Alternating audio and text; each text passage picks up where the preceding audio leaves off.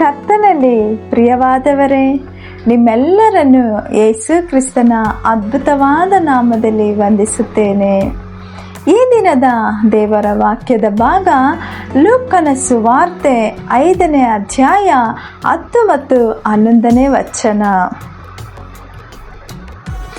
ಸೀಮೋನನ ಪಾಲುಗಾರರಾಗಿದ್ದಂಥ ಜೆಬೆದಾಯನ ಮಕ್ಕಳಾದ ಯಾಕೋಬ, ಯೋಹಾನರು ಹಾಗೆಯೇ ವಿಸ್ಮಯಪಟ್ಟರು. ಯೇಸು ಸೀಮೋನನಿಗೆ, ಅಂಜಬೇಡ, ಇಂದಿನಿಂದ ನೀನು ಮನುಷ್ಯರನ್ನು ಹಿಡಿಯುವವನಾಗುವಿ ಎಂದು ಹೇಳಿದನು. ಪ್ರಿಯರೇ, ಇಲ್ಲಿ ಪೇತ್ರನು ಒಬ್ಬ ಮೀನು ಹಿಡಿಯುವ ಕೆಲಸವನ್ನು ಮಾಡುತ್ತಿದ್ದವನು. ಕರ್ತನು ಅವನಿಗೆ ಒಂದು ಆತ್ಮೀಕವಾದ ಸೇವೆಯನ್ನು ಕೊಟ್ಟನು. ಅದುವೇ ಮನುಷ್ಯರನ್ನು ಹಿಡಿಯುವವನಾಗಿ ಮಾರ್ಪಡಿಸುವೆನು ಎಂಬ ವಾಗ್ದಾನ. ಅದು ಅವನಿಗೆ ಒಂದು ಒಳ್ಳೆಯ ನಿರೀಕ್ಷೆಯನ್ನು ಕೊಟ್ಟಿತು ಮತ್ತು ಧೈರ್ಯವನ್ನು ಕೂಡ ಕೊಟ್ಟಿತು. ಕಾರಣ, ಬರಿದಾಗಿದ್ದ ನನಗೆ ಬಲೆಗಳು ಹರಿದು ಹೋಗುವಷ್ಟು ಮೀನುಗಳನ್ನು ಕೊಟ್ಟವರು ಈಗ ಖಂಡಿತವಾಗಿಯೂ ಅಸಂಖ್ಯಾತ ಆತ್ಮಗಳನ್ನು ಕೊಡುವರು ಎಂದು. ಕರ್ತನು ಜೀವನವನ್ನು ಬದಲಾಯಿಸುವವರಾಗಿದ್ದಾರೆ. ನಮ್ಮ ಉದ್ದೇಶಗಳನ್ನು ಅಥವಾ ನಮ್ಮ ಪ್ಲ್ಯಾನ್ಗಳನ್ನು ಮಾರ್ಪಡಿಸುವವನಾಗಿದ್ದಾರೆ. ನಮ್ಮನ್ನು ಶ್ರೇಷ್ಠವಾದ ಸ್ಥಿತಿಗೆ ಉನ್ನತಕ್ಕೇರಿಸುವವರಾಗಿದ್ದಾರೆ. ಲೋಕದ ಕಾರ್ಯಗಳಿಂದ ನಿಮ್ಮನ್ನು ಪ್ರತ್ಯೇಕಿಸಿ ಆತ್ಮೀಕವಾದ ಉನ್ನತ ಸ್ಥಿತಿಗೆ ಕರೆದೊಯ್ಯುವವರಾಗಿದ್ದಾರೆ.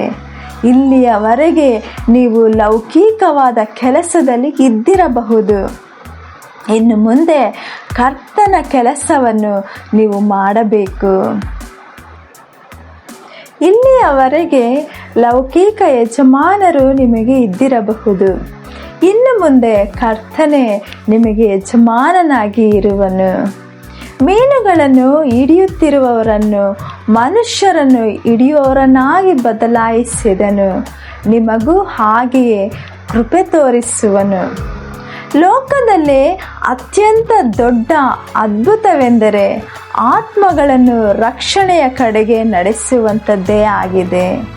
ನರಕಕ್ಕೆ ಹೋಗುವವರನ್ನು ದೇವರ ರಾಜ್ಯಕ್ಕೆ ಕರೆತರುವುದು.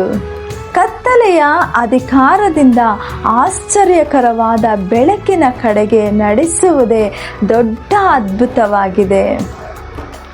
ಪಂಚಶತಮ ದಿನದಲ್ಲಿ ಪೇತ್ರನು ಪವಿತ್ರ ಆತ್ಮದಿಂದ ತುಂಬಿ ಮಾತನಾಡಿದಾಗ 3,000 ಜನರು ಸಭೆಯಲ್ಲಿ ಸೇರಿಸಲ್ಪಟ್ಟರು. ಅನಂತರ ಅಸಂಖ್ಯಾತ ಜನರನ್ನು ಕರ್ತನಲ್ಲಿ ಹೆಚ್ಚೆಚ್ಚು ಸೇರಿಸಿದನು. ಅದೇ ಅದ್ಭುತ ಕಾರ್ಯಗಳನ್ನು ನಿಮ್ಮ ಮೂಲಕವೂ ಕರ್ತನು ನಡೆಸಿ ನಿಮ್ಮನ್ನು ಮನುಷ್ಯರನ್ನು ಹಿಡಿಯೋರನ್ನಾಗಿ ಮಾರ್ಪಡಿಸುವವನಾಗಿದ್ದಾನೆ. ಹಾಗಾಗುವಂತೆ ದೇವರು ನಿಮಗೆ ಸಹಾಯ ಮಾಡಿ ನಡೆಸಲಿ. ಆಮೇನ್. God bless you.